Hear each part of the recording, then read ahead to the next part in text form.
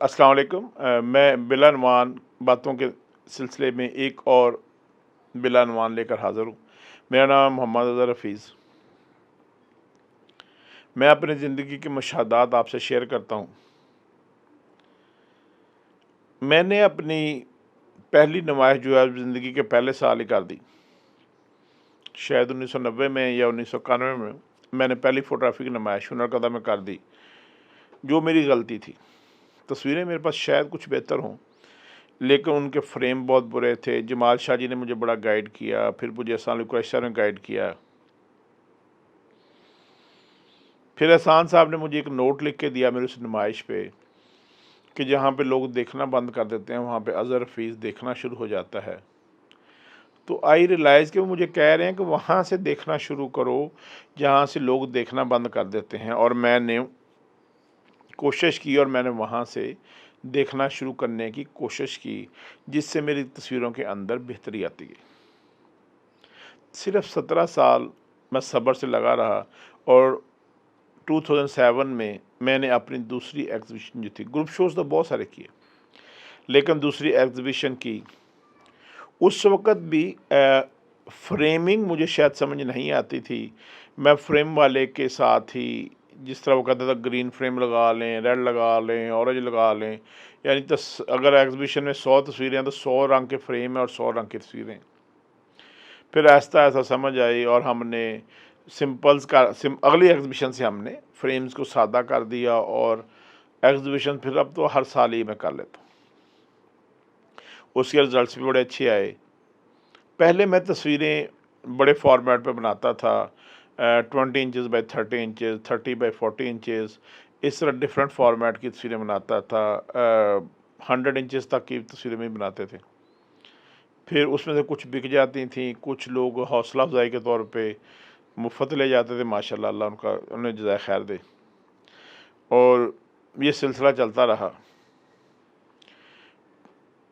2019 में मैंने अपनी ज़िंदगी का सबसे बड़ा शो पीएनसी में किया। 3 गैलरीज़ में मेरा काम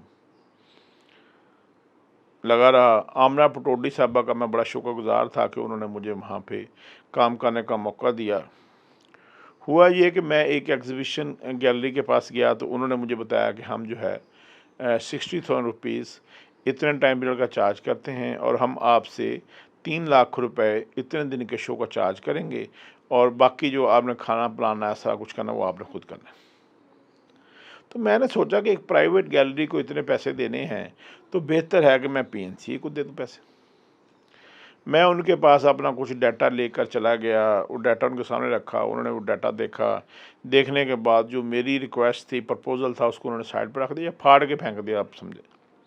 और अपनी जो असिस्टेंट डायरेक्टर थी, उनको फ़ोन किया कि वो आई, उन्होंने कहा, मरियम नाम था शायद, अभी वो भी डिप्टी डायरेक्टर या डायरेक्टर हो गए हों, कि मरियम एक प्रपोज़ल बना के लाएँ कि हम इनका शो करना चाहते हैं। वो जो शो मैं पैसे दे के करना चाहता था, अल्हम्दुलिल्लाह पीएनसी ने को 28 दिन मेरा डिस्प्ले रखा, 3 हॉल मुझे दिए, जिनका शायद 3 लाख रुपए हर 3 दिन का किराया बनता था, लेकिन कॉम्प्लीमेंट्री था।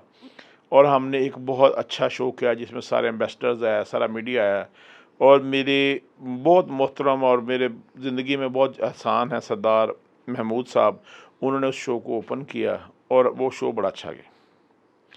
उसमें भी कुछ तस्वीरें सेल हुई और बाकी तस्वीरें हम वापस लेके आ गए, फिर बाकी एग्ज़िबिशन में सेल होती रही। मुझे छोटे भाई हैं सज्जाद अकरम साहब, सज्जू बाबा के नाम से पॉपुलर हैं, उनकी गैलरी है नुक्ता स्टूडियो। तो मुझे एक दिन कहने लगे, भाईजान एक शो मेरे नाल भी करो। मैं कहा जी ठीक है। तो हमने सोचा कि लार्ज फ्रेम तो सारी ज़िंदगी की है, तो अक्टूबर 2019 में हमने पहला स्मॉल फ्रेम्स का कॉन्सेप्ट शुरू किया, जो बड़ा पॉपुलर हुआ।